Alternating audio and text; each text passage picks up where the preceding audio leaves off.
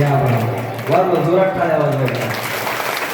सुदामजी महाराज त्या ठिकाणी द्वारकेला पोहोचले आणि द्वारकेला पोहोचल्याच्या नंतर द्वारपालाने भगवान परमात्म्याला सांगितलं. भगवान परमात्मा धावत त्या ठिकाणी सुदामजी महाराजांच्या दिशेने निघाले. दोघांची भेट झाली. भगवान प्रभूच्या हाताला धरून त्या ठिकाणी आपल्या महाराजाकडे घेऊन येत आहे.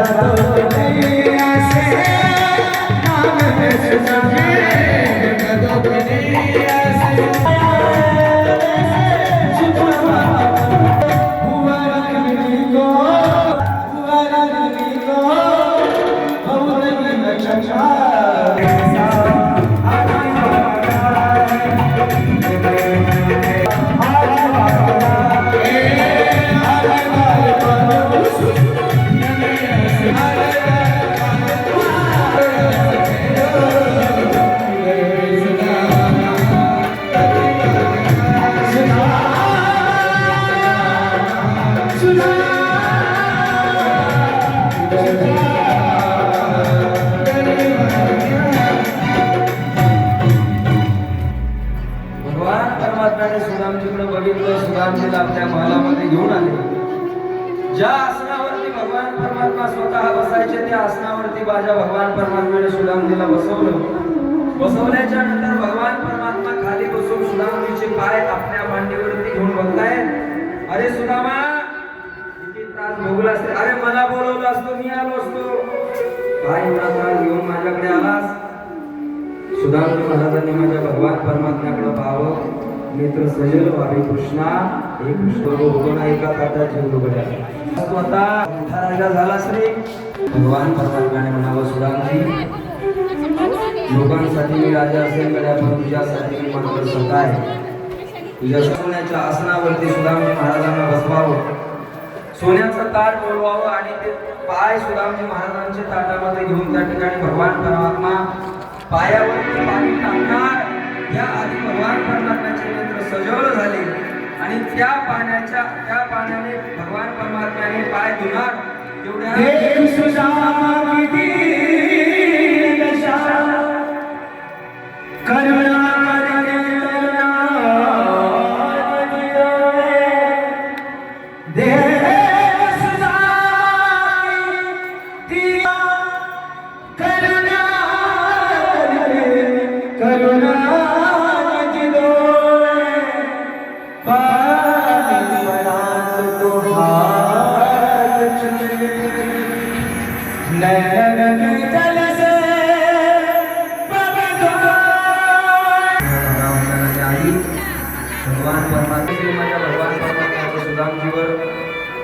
रुक्मिणी माता सुद्धा विचार करायला लागली की हा व्यक्ती नेमका कोण आहे. की स्वतःच्या आसनावरती भगवान परमात्म्याने बसवलं. स्वतःच्या नेत्रांच्या आसवाने भगवान परमात्मा. रुक्मिणी माते, कोण आहे हा व्यक्ती ज्याच्या करता तुम्ही एवढं रडताय? भगवान परमात्म्याने सांगितलं, काय लहानपणी त्या ठिकाणी गुरुकुलामध्ये आम्ही सोबत होतो, ज्याचं नाव सुदाम. नाव रुक्मिणी मातेने ऐकलं. सुदामजी महाराजांचं. सुदामजी महाराज और रात्री झोपल्यापासून भगवान झोपेमध्ये सुद्धा तुमचं नाव घेतो. एवढं प्रेम भगवान परमात्मा तुमच्यावरती करतो. अनेक दिवसापासून तुमच्या दर्शनाची फार इच्छा होती. एवढ्या वर्षाच्या नंतर तुमचं दर्शन आम्हाला झालं. भाग्यवान आहोत आम्ही. सुदामजी महाराज मात्र भगवान परमात्म्याकडे करतायत. अनेक वर्षाच्या नंतर माझा मित्र मला भेटला. कृष्णा, हे कृष्णा, अरे तू नको बसतो, माझ्याजवळ बस. सुदामजी महाराज त्या ठिकाणी सुदामजी महाराज भगवान परमात्म्याकडे बघतायत.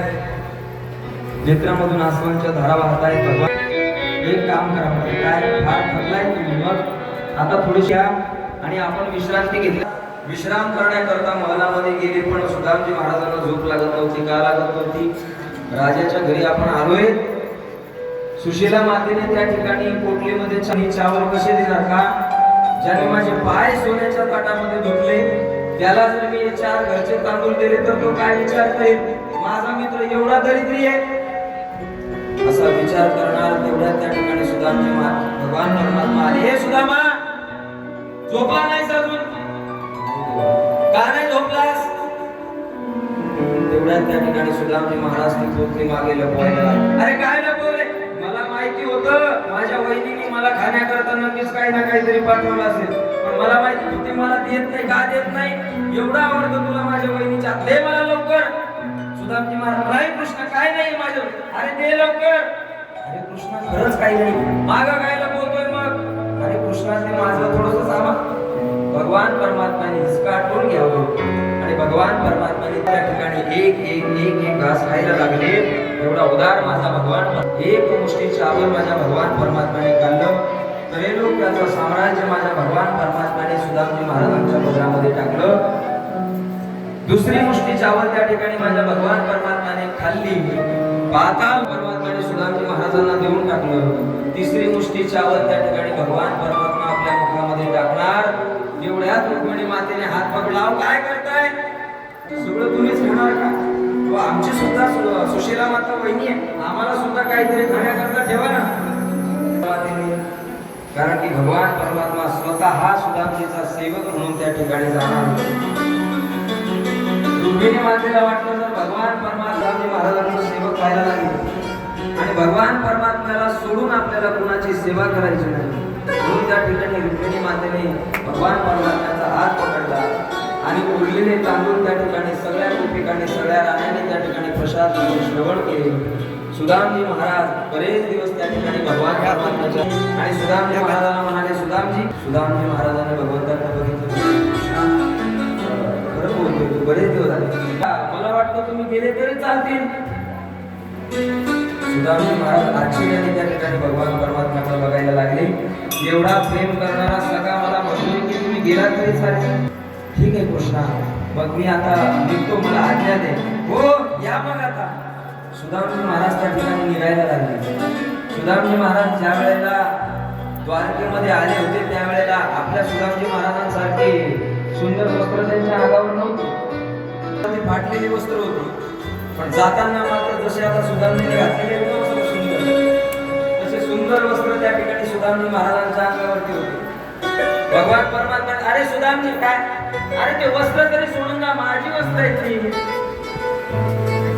आपल्यासारखा एखादा असताना आपल्या मित्राने मागितला असता तर आपण काय जेवढ्या येतात तेवढ्या शिका एका मिनिटात त्याला दिली असते. सुदामजी महाराज होते. कृष्ण म्हणतोय ना, त्यामागे नक्कीच काही ना काहीतरी कारण असेल. भगवान परमात्माने सेवकाला आवाज दिला, हो सुदामजी महाराजांचं ते फाटकं धोतर वगैरे घेऊन या, ते त्यांना द्या आणि आपली वस्त्र सुदामजी महाराजांच्या अंगावरून काढून घ्या. सुदामजी महाराजांनी आपल्या अंगावरची भरभरीत वस्त्र त्या ठिकाणी काढली. घेऊन आलेलं फाटकं धोतर त्या ठिकाणी घातलं आणि घातल्याच्या नंतर स्वतःच्या घराच्या दिशेने निघाले. पण जात असताना सुद्धा ज्या मित्राने स्वतःच्या अंगावरची कपडे काढून घेतली त्याच्याच नावाचं नामस्मरण करत करत सुदामजी महाराज पुन्हा त्या ठिकाणी आपल्या गडाकडे निघाले. गडाच्या दिशेने निघत असताना बघितलं तर काय, ज्या गावामध्ये सुदामजी महाराज राहत होते ते गाव सगळं सोन्याचं होऊन गेलं. ज्या कुटियामध्ये सुदामजी महाराज राहत होते ते कुटिया सुदामजी महाराजांची सोन्याची होऊन गेली. ज्या पत्नीच्या अंगावरती घालण्याकरता वस्त्र नव्हते ती सुशीला मैया सोन्याने मोडलेली सुशीला मैया बाहेर आली. अहो या महाराज, बऱ्याच दिवसाच्या नंतर आले, मला वाटतं येता का नाही. सुदामजी महाराजांनी प्रणाम. माते, प्रणाम म्हटले. माते, अहो मी तुमची माता नाही, मग तुमची पत्नी आहे. सुदामजी महाराज, माझी पत्नी, माझ्या पत्नीच्या अंगावरती तर फाटलेली साडी होती आणि तुमच्या अंगावरती एवढी सुंदर वस्त्र, एवढे दागिने, तुम्ही माझी पत्नी कसे? सुशीला मैयाने त्या ठिकाणी सुदामजीला सांगावा, हो न मागता जो देतो 3 मुष्टी चावल फक्त घेऊन भगवान परमात्म्याजवळ तुम्ही गेला, त्रैलोक्याचं साम्राज्य त्याने तुमच्या पदरामध्ये टाकलं. आज आपली लेकरं, अगं पण मी तर त्याला काहीच मागितलं नव्हतं. तुम्ही मागितलं नाही तरी त्याने दिलं ना. आपण ज्या वेळेला भगवान परमात्म्याला काहीच मागत नाही त्यावेळेला देव आपल्याला जास्त देत असतो. मागून मागून आपण देवाला काय मागतो? देवाला माहिती आहे आपण किती मागणार. त्यापेक्षा देवाने गेल्याच्या नंतर देवाला मागायचंच नाही. तुला काय द्यायचं ते दे. काय म्हणायचं देवाला, तुला काय द्यायचं ते दे. तुझी काय इच्छा आहे तेवढं दे, मला काही नको. पण मला जर द्यायचं असेल तर एक दे. काय, तुझा आशीर्वाद मला नको. तू स्वतः माझ्या पदरामध्ये येऊन बस. काय कर, तू स्वतः माझ्या पदरामध्ये येऊन बस. मला अजून दुसरं काही मागणारा सुद्धा हुशार असला पाहिजे, आहे की नाही. देव भेटला त्यांनी बंगला मागला, हे फायदा आहे का. अरे देव भेटल्याच्या नंतर जग आपण 10-12 कोटीची प्रॉपर्टी मागतो. देव भेटल्याच्या नंतर सुख मागावं, आपण कोणाचे लग्न. देव भेटल्याच्या नंतर या जगातली सुख मागावी, आपण घरातली सुख मागतो. सुदामजी महाराजांना न मागता सगळं काही मिळालं. का, कारण की त्यांचं भगवान परमात्म्यावरती निश्चित प्रेम होतं. म्हणून त्या ठिकाणी भगवान परमात्म्याने त्यांना सर्वस्व अर्पण केलं. म्हणून मी सांगत असतो बघा, जीवनामध्ये मित्र कमी असावे, पण असे असावे की ज्यांनी भगवान परमात्म्याला मिळवावं. संसारातल्या वस्तू आपल्यापासून दूर करून या संसाराच्या आधीच आपली संगत असली पाहिजे. एवढी सुंदर संगत त्या ठिकाणी भगवान परमात्म्याची होती. समोर त्या ठिकाणी शुकदेवजी महाराज राजा परीक्षिताला अनेक त्या ठिकाणी कथा सांगतायत. शेवटी भागवताच्या अंती परीक्षित राजा आणि शुकदेवजी महाराजांच्या संवादामध्ये शुकदेवजी विचारतात, राजा परीक्षिता, गेली 7 दिवस मी तुम्हाला कथा सांगितली, तुम्ही या कथेमधून काय घेतलं. असं राजा परीक्षित त्या ठिकाणी शुकदेवजी महाराज राजा परीक्षिताला विचारतात. 7 दिवस सुंदर कथा श्रवण केली, म्हणजे तुम्ही कथेतून काय काय घेतलं, काय घेतलं या कथेमधून, बोला. ज्या कारणाकरता मी तुमच्या चरणावरती आलो होतो, आज मला कळलं की माणूस जन्माला सुद्धा येत नाही, माणूस मरत सुद्धा, माणसाचा जन्म सुद्धा होत नाही, माणूस मरत सुद्धा, की जन्माला कधी आत्मा येत नसते आणि आत्मा कधी मरत नसते. म्हणून मला जरी श्राप लागलेला असला, 7 दिवसामध्ये तक्षक मला चावेल, मी मरेन, पण हे शरीरच जर माझं नाही, ही आत्मा जर माझी नाही आणि हे जीवन जर माझं नाही, तर गेलं तरी मला काय फरक पडणार. शुकदेवजी महाराजांनी सांगितलं, म्हणजे राजा, मला जे तुला सांगायचं होतं ते तुझ्या लक्षात आलं. आई, श्रीमद भागवत ग्रंथ श्रवण केल्याच्या नंतर ज्या व्यक्तीच्या जीवनातून मरण्याची भीती नष्ट होते, त्या व्यक्तीने समजावं की आपण श्रीमद भागवत ग्रंथ श्रवण केलाय. मी सांगत असतो बघा, श्रीमद भागवत ग्रंथ असा आहे की ज्या ग्रंथामध्ये रडायला सुद्धा येऊ नये, ज्या ग्रंथामध्ये हसायला सुद्धा येऊ नये, जो श्रीमद भागवत श्रवण केली आहे, अनेक जन्मातल्या पापाला नष्ट करण्याची ताकद या श्रीमद भागवतामध्ये. माणसाच्या जीवनामध्ये कधीमध्ये विक्षेप येत असतात, पण त्या विक्षेपांना दूर करून माणसाला. पण एक गोष्ट मात्र लक्षात ठेवा, सत्य संकल्पाचा दाता नारायण. ज्या वेळेला माणसाचा संकल्प चांगला असतो, त्यावेळेला भगवान परमात्मा स्वतः त्या ठिकाणी असतो. तुमच्या सगळ्यांचा ज्या वेळेला मला पहिल्या वेळेस फोन आला, त्यावेळेला मला एवढा आनंद झाला की ताई, प्रवचन नाही, माणसाचं जीवन नाही. मी सांगत असतो, संतांची सेवा हे माणसाचा त्या ठिकाणी जीवनातला खरा काय भाग्य असेल माझं सुद्धा. सद्गुरू हैनाई बाबांचे जे शिष्य आहेत, त्या शिष्याची सेवा तुमची एक दासीचा, हे प्रमाणित लागतं. तुमची एक दासीचा दास करून ठेवा. तुमचा दास नको, तुमच्या दासांचा दास करून ठेवा. म्हणून तुम्ही आम्ही एवढं भाग्यवान आहात. आपण देवाचे दास नाही, त्यांच्या दासाचे दास आहोत. म्हणून देवाला आपण त्यांच्या आधी जाणार, त्यांच्या आधी जाणार. काय प्रेम आहे तुमचं. खरंच ज्या वेळेला पहिल्यांदा मी एकल्यामध्ये कथा करण्याकरता आलो, मी त्यावेळेला सुद्धा सांगितलं की माझ्या जीवनातली पहिली कथा ही सद्गुरुनाथांच्या चरणावरती झाली. ज्या ठिकाणी मला एवढं प्रेम मिळालं.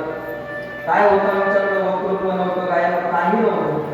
अगदी कोरा कागद असताना सुद्धा माझ्या गावातले लोक मला फक्त बघण्याकरता आले, कथा श्रवण करण्याकरता, कशाकरता, बघण्याकरता. मी सांगतो, माझं बाळ कसं बोलतोय, कसं बसतंय, कसं सांगतंय, एवढं श्रवण करण्याकरता त्या ठिकाणी आमच्या गावातले लोक आले. तदनंतर मुंडे भरच्या नंतर जर मला कुणी जीव लावला असेल, कुणी प्रेम दिलं असेल, तर ते तुम्ही एकला करायला माझ्या जीवनात मी परम भाग्य समजतो. माणसाला प्रसिद्धी किती मिळते यावरती माणसाचं जीवन अवलंबून आहे. माणसाला प्रेम किती मिळते यावरती माणसाचं जीवन अवलंबून आहे. म्हणून कदाचित पैसा आम्ही कमी कमवत असतो, प्रसिद्धी आम्ही कमी कमवत असतो, पण प्रेम एवढं कमवलं की तुमच्यासारख्या मला जाता बघा तुमच्या मुलांना एकच आई आहे तुम्ही, पण मला माझी आई म्हणजे पडला सुद्धा एकलामध्ये बघायचं या घरात गेलं त्या घरात आईच आली. किती प्रेम द्यावं, प्रेम शिकावं तुमच्याकडनं घ्या. किती प्रेम द्यावं आहे. पहिल्या दिवशी ज्या वेळेला आम्ही तुमच्या गावामध्ये आलो, मला तर माझ्या जीवनामध्ये असं वाटतं की एकलाऱ्यामध्ये आल्याच्या नंतर मला माझ्या स्वतःच्या घरी गेलं जातं. का? कारण की किसनदेव बाबा त्या ठिकाणी या ठिकाणी बसलेले आहे. विनय बाबा काय किसनदेव बाबा मी सांगत असतो बघा, सुंदर कथा होती. कुणामुळे होती? आम्ही चांगलं बोलतो म्हणून, आम्ही चांगलं गातो म्हणून, आम्हाला कथा करायचं म्हणून. अनेक कथा होतात, पण एवढ्या सुंदर कथा होत नाही. तर का होत नाही? कारण की तिथं किसनदेव बाबा विनय बाबासारखे संत नसतात. आम्ही कथा करणारे कोण? सद्गुरुनाथ त्या ठिकाणी कथा करून घेतात. मला तर माझ्या आईने सांगितलं होतं, म्हणजे कधी जीवनामध्ये माझ्या आई बाबांनी सांगितलं कधी कथा करत असताना जर तुझी कोणी स्तुती केली तर त्या स्तुतीला कधी भरायचं नाही, कधी त्या स्तुतीवरती मोहित व्हायचं नाही. का? कारण की कथा करणारा तू नाही. का? सद्गुरू विनय बाबा तुझ्या लोकांमध्ये येतात आणि ते कथा तुझ्याकडनं करून घेतात. मला कधी असं वाटत नाही की माझं त्या ठिकाणी काहीतरी नाव, आपलं जर काही नाहीच तर आपलं नाव काय होणार? सद्गुरुनाथांची कृपा आहे. तुम्ही आमच्यावरती एवढं प्रेम करता, काय करता? मी काल सांगितलं बघा, कृष्ण महाराज काय कमी आहेत का? भरपूर कृष्ण महाराज आहेत, तरी सुद्धा विशेष प्रेम तुमचं आमच्यावरती. का प्रेम? कारण की आम्ही त्यांच्या वंशामध्ये जन्माला आलो. किती प्रेम केलं तुम्ही आम्हाला. आता वास्तविक मला आधी सांगितलं होतं आमच्या कोणाचे नाव घेऊन आई, मी माझ्या आईचं तर नाव घेऊ शकतो ना, दुसऱ्याचं नाही घेत, माझ्या आईचं तर घेऊ ना. आमची मंदा मावशी, किती आमच्या आईचं प्रेम माझ्यावरती. आई तिथं आल्याच्या नंतर बाळा जेवला का? तिथं आल्याच्या नंतर मला प्रत्येक क्षणाला फक्त विनय बाबांच्या कथा सांगतात. तिथं विनय बाबा बसले होते, विनय बाबांनी असे चमत्कार केले, हे केलं ते केलं. त्यांचं एवढं प्रेम आहे की प्रेम सांगताही येणार नाही, मला बोलताही येणार नाही. कारण की का? त्या प्रेमाची तुलनाच नाही मला. आमच्या आईने आमच्यावरती फार प्रेम केलं, पण किती भाग्य घेतलं तरी त्यांच्या डोळ्यातून असं धारावायला लागतात. एवढं प्रेम असलं पाहिजे. आमची गीता आहे, ज्योती आहे, आमची कल्पना आहे, सगळ्याच येतात. 7 दिवसामध्ये मला माझ्या आईची सुद्धा आठवण आली. आता वर्णन तर फार वाटतंय, पण मला शब्द सुचत नाही करायचं. कारण की वर्णन कुठं होतं? ज्या ठिकाणी प्रेम थोडं कमी असतं तिथं वर्णन होतं. मी काल हा विचार केला महाराज की असं बोलून तसं बोलून 4 दिवसामध्ये माझ्याकडून चुकून एखाद्याचा अपमान झाला असेल, चुकून एखाद्याला वाईट बोलण्यात आला असेल. खरं सांग बाई, आज गेल्याच्या नंतर काय माहित परत आपण कधी भेटू कधी नाही भेटू. या 7 दिवसामध्ये तुम्ही आम्हाला जेवढं प्रेम दिले, आमच्या आयुष्याला पूर्ण प्रेम. 7 दिवसामध्ये मला माझी आई आठवली नाही, मला माझा देव आठवला नाही, मला फक्त सगळ्या तुम्ही माझ्या आई आठवली. खरं वास्तविक बघायला गेलं तर आज मला एक अनुभव येतो की भगवान परमात्मा ज्या वेळेला युद्ध करून त्या ठिकाणी भगवान परमात्म्याची आई देवकी भगवान परमात्म्याच्या समोर आली, त्यावेळेला भगवान परमात्म्याने आईला बोलला नाही, मग फक्त भगवान परमात्मा स्तब्ध झाला. का? कारण की भगवान परमात्म्याच्या रूपावरती शब्दच येत नव्हते. अगदी तद्वत माझ्या हातात झाले.